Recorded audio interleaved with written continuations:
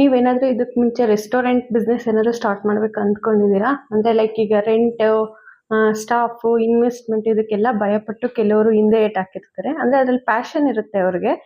But some reasons ಇಂದ ಹಿಂದಾಗಿರ್ತಾರೆ. But ಈ concept ಎಲ್ಲ ಎಲ್ಲರಿಗೂ ಅನುಕೂಲ ಆಗೋಂಥದ್ದು ಕ್ಲೌಡ್ ಕಿಚನ್ ಅನ್ನೋದು. ಕ್ಲೌಡ್ ಕಿಚನ್ ಬಗ್ಗೆ ಸ್ವಲ್ಪ ಐಡಿಯಾ ಇರುತ್ತೆ ಕೆಲವರಿಗೆ.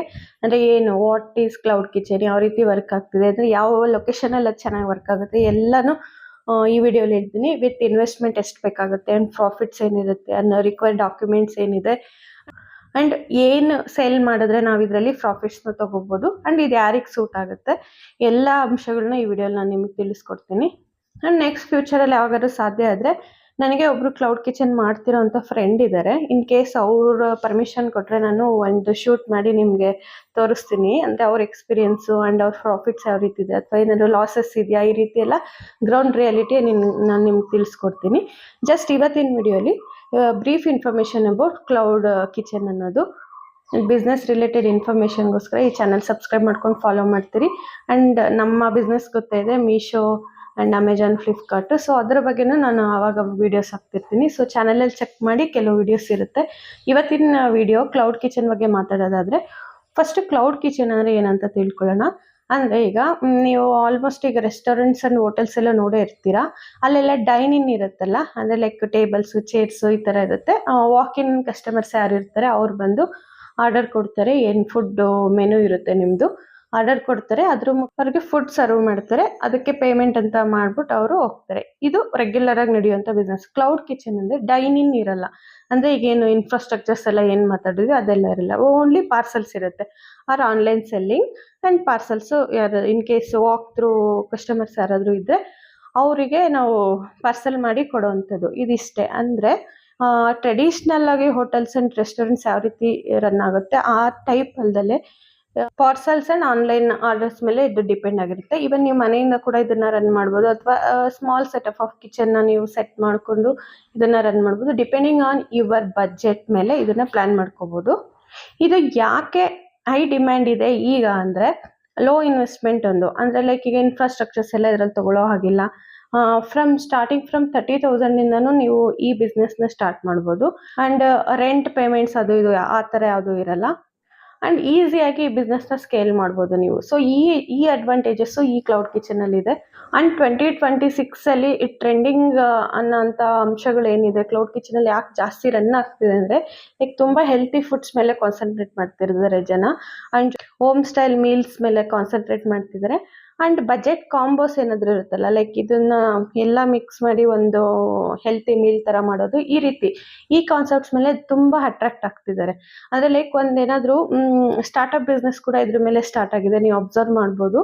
ಅಂದರೆ ಲೈಕ್ ಹೆಲ್ತಿ ಫುಡ್ಸ್ನ ಟೈಮಿಗೆ ಸರ್ವ್ ಮಾಡೋವಂಥದ್ದು. ಅವ್ರದ್ದೇ ಡೆಲಿವರಿ ಪಾರ್ಟ್ನರ್ಸ್ ಇರ್ತಾರೆ, ಅವರೇ ಆರ್ಡರ್ಸ್ನ ಅಂದರೆ ಸಬ್ಸ್ಕ್ರಿಪ್ಷನ್ಸ್ ಟೈಪ್ ತೊಗೊಂಡು ಈ ಆಫೀಸ್ ಆಗ್ಬೋದು ಅಥವಾ ಮನೆ ಆಗ್ಬೋದು, ಲೈಕ್ ಈಗ ಫ್ರೂಟ್ ಬೌಲ್ ಅಂತ ಆಗ್ಬೋದು ಅಥವಾ ಪ್ರೋಟೀನ್ ಬೌಲು, ಈ ರೀತಿ ಡಿಫ್ರೆಂಟ್. ಸೊ ಈ ಥರ ಕಾನ್ಸೆಪ್ಟ್ಸ್ ರನ್ ಆಗ್ತಿದೆ, ಅದನ್ನ ಒಂದ್ಸರಿ ಚೆಕ್ ಮಾಡಿ. ಸೊ ಅದೇ ರೀತಿನೇ ರನ್ ಆಗುವಂಥದ್ದೇ ಕ್ಲೌಡ್ ಕಿಚನ್ ಅನ್ನೋದು. ಆ್ಯಂಡ್ ಇನ್ವೆಸ್ಟ್ಮೆಂಟ್ ಬ್ರೇಕ್ ಡೌನ್ ಮಾಡೋದಾದರೆ, ಇದಕ್ಕೆ ಮೇಯ್ನಾಗಿ ಏನು ಬೇಕಾಗುತ್ತೆ ಅಂದರೆ ಸ್ಮಾಲ್ ಕಿಚನ್ ಸೆಟಪ್ ಬೇಕಾಗುತ್ತೆ. ಲೈಕ್ ಗ್ಯಾಸ್ ಸ್ಟವ್ ಆಗ್ಬೋದು, ಕೆಲವು ಕಿಚನ್ ಪ್ರಾಡಕ್ಟ್ಸು, ಅಂದರೆ ನೀವು ಎಷ್ಟು ಕ್ವಾಂಟಿಟಿಲಿ ಮಾಡಬೇಕು ಅಥವಾ ಎಷ್ಟು ಯಾವ ಸ್ಕೇಲಲ್ಲಿ ನೀವು ಇದನ್ನು ಬಿಸ್ನೆಸ್ ಮಾಡಬೇಕು ಅಂದ್ಕೊಂಡಿದ್ದೀರಾ. ಆ್ಯಂಡ್ ಕೆಲವು ರಿಕ್ವೈರ್ಡ್ ಡಾಕ್ಯುಮೆಂಟ್ಸ್ ಬೇಕಾಗುತ್ತೆ ಇದರಲ್ಲಿ, ಲೈಕ್ FSSAI ಇದರಿಂದ ಒಂದು ಸರ್ಟಿಫಿಕೇಟ್ ಬೇಕಾಗುತ್ತೆ. And GST if needed. ಅಂದರೆ ಸ್ಟಾರ್ಟಿಂಗಲ್ಲಿ ಅಷ್ಟು ಅವಶ್ಯಕತೆ ಇರಲ್ಲ, ಬಟ್ 20 lakhs ಎಬೋ ನಿಮ್ಮ ಬಿಸ್ನೆಸ್ ಆಗುತ್ತೆ, ಈ ರೀತಿ ಆಗುತ್ತೆ ಅಂದರೆ ಕಂಪಲ್ಸರಿ GST ತೊಗೋಬೇಕಾಗುತ್ತೆ ನೀವು. ಇದ್ರ ಜೊತೆಗೆ ಲೋಕಲ್ ಮುನ್ಸಿಪಲ್ ಇದೇನು ಪರ್ಮಿಷನ್ ಬೇಕಾಗುತ್ತೆ. ಇನ್ ಕೇಸ್ ನೀವು ದೊಡ್ಡ ಮಟ್ಟಕ್ಕೆ ಮಾಡ್ತಿಲ್ಲ, ಮನೆಯಿಂದನೇ ಮಾಡ್ತಿದ್ವಿ ಅಂದರೆ ಏನು ಅವಶ್ಯಕತೆ ಇಲ್ಲ ಇದು. ಬಟ್ ಇನ್ ಕೇಸ್ ನಿಮ್ಮ ಏರಿಯಾದಲ್ಲಿ ಎಲ್ಲಾದರೂ ಸ್ಟಾರ್ಟ್ ಮಾಡ್ತಿದ್ದೀರಾ ಅಥವಾ ಹೊರಗಡೆಯಿಂದ ನೀವು ಕ್ಲೌಡ್ ಕಿಚನ್ನ ಸ್ಟಾರ್ಟ್ ಮಾಡ್ಬೇಕು ಅಂದ್ಕೊಂಡಿದ್ದೀರಾ ಅಂದರೆ ಮಸ್ಟ್ ಆ್ಯಂಡ್ ಶುಡ್ ಈ ಪರ್ಮಿಷನ್ಸ್ ಬೇಕಾಗುತ್ತೆ ನಿಮಗೆ. ಇದು ರಿಕ್ವೈರ್ಡ್ ಡಾಕ್ಯುಮೆಂಟ್ಸ್ ಆಗಿರುತ್ತೆ. ಆ್ಯಂಡ್ ಈಗ ಒಂದು ಡೌಟ್ ಬರ್ಬೋದು, ಓಕೆ ನಾವು ಅಡುಗೆ ಮಾಡ್ಲಿಕ್ಕೆ ರೆಡಿ ಇದ್ದೀವಿ, ಎಲ್ಲ ಸೆಟ್ ಮಾಡ್ಲಿಕ್ಕೆ ರೆಡಿ ಇದ್ದೀವಿ, ಇನ್ವೆಸ್ಟ್ಮೆಂಟಿಗೆ ರೆಡಿ ಇದ್ದೀವಿ, ಬಟ್ ವಾಟ್ ಮಾರ್ಕೆಟಿಂಗ್ ಅನ್ನೋದ್ರ ಬಗ್ಗೆ ನಿಮ್ಗೊಂದು ಡೌಟ್ ಬರ್ಬೋದು. ಲೈಕ್ ಈಗ ಸ್ವಿಗ್ಗಿ, ಝೊಮ್ಯಾಟೊ ಅಲ್ಲಿ ಡೆಲಿವರಿ ಪಾರ್ಸಲ್ಸ್ ಎಲ್ಲ ನೋಡ್ತಾನೆ ಇರ್ತೀರ ನೀವು, ಈ ಥರ. ಆ್ಯಂಡ್ ವಾಟ್ಸಪ್ ಥ್ರೂ ಆರ್ಡರ್ಸ್ನ ತೊಗೋಬೋದು ನೀವು, ಇನ್ಸ್ಟಾಗ್ರಾಮ್ ರೀಲ್ಸ್ ಮಾಡಿ ಆರ್ಡರ್ಸ್ನ ತೊಗೋಬೋದು, ಅಥವಾ ಮಂತ್ಲಿ ಸಬ್ಸ್ಕ್ರಿಪ್ಷನ್ ಟೈಪ್ ಮಾಡ್ಕೊಳ್ಳೋದು ತುಂಬ ತುಂಬ ತುಂಬ ಒಳ್ಳೆಯದು. ಬಿಕಾಸ್ ಈ ಪ್ಲಾಟ್ಫಾರ್ಮ್ಸ್ ಲೈಕ್ ಸ್ವಿಗ್ಗಿ, ಝೊಮ್ಯಾಟೊ ಈ ರೀತಿ ಆದರೆ ಇಷ್ಟು ಕಮಿಷನ್ ಅಂತ ಕಟ್ ಆಗುತ್ತೆ ನಿಮಗೆ. ಅಂದರೆ ಕಂಪ್ನಿ ಅದು ಪ್ಲಾಟ್ಫಾರ್ಮ್ ಪ್ರೊವೈಡ್ ಮಾಡ್ತಿದೆ, ಅದಕ್ಕೋಸ್ಕರ ಇಷ್ಟು ಕಮಿಷನ್ ಅಂತ ಕಟ್ ಆಗುತ್ತೆ ನಿಮಗೆ.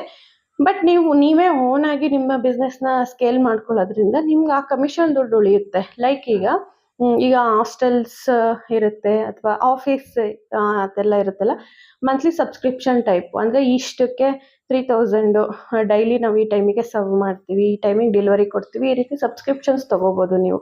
ಇದನ್ನು ಕಾನ್ಸಂಟ್ರೇಟ್ ಮಾಡಬೇಕು. ಅಂದರೆ ಇದೆಲ್ಲ marketing strategy.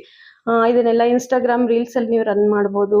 And behind the scenes ನೀವು ಕುಕಿಂಗ್ ವಿಡಿಯೋಸ್ ಎಲ್ಲ ಪೋಸ್ಟ್ ಮಾಡಿ ನೀವು ಮಾರ್ಕೆಟಿಂಗ್ನ ಚೆನ್ನಾಗಿ ಮಾಡ್ಕೋಬೋದು. ಆ್ಯಂಡ್ ಯಾವ ರೀತಿ ಹೆಲ್ತಿ ಮೀಲ್ನ ನೀವು ಪ್ಲ್ಯಾನ್ ಮಾಡ್ತಿದ್ದೀರಾ, ಈ ರೀತಿ ಅಂದರೆ ನೀವು ಯಾವ ನೀಚಲ್ಲಿ ಸೆಲೆಕ್ಟ್ ಮಾಡ್ಕೊಂಡಿರ್ತೀರಾ, ಫುಡ್ ಐಟಮ್ ಯಾವ ಮೆನುನ ಪ್ರಿಪೇರ್ ಮಾಡ್ಬೇಕು ಅಂದ್ಕೊಂಡಿರ್ತೀರಾ, ಅದ್ರ ಮೇಲೆ ಡಿಪೆಂಡು ನೀವು ಮಾರ್ಕೆಟಿಂಗ್ ಮಾಡೋವಂಥದ್ದು. ಮೇನ್ ಸ್ಟ್ರಾಟಜಿ ಅಂದರೆ ಇಲ್ಲಿ ಮೆನು ಸೆಲೆಕ್ಷನ್ ಅನ್ನೋದು ತುಂಬ ಇಂಪಾರ್ಟೆಂಟ್. ಅಂದರೆ ಒಂದು ನೀಚೆಗೆ ಫಿಕ್ಸ್ ಆಗ್ಬೇಕು ನೀವು. ಅಂದರೆ ಲೈಕ್ ಹೆಲ್ತಿ ಫುಡ್ಸೇ ಕೊಡ್ತಿದ್ದೀರಾ, ಅದಕ್ಕೆ ಕಾನ್ಸಂಟ್ರೇಟ್ ಮಾಡಬೇಕು.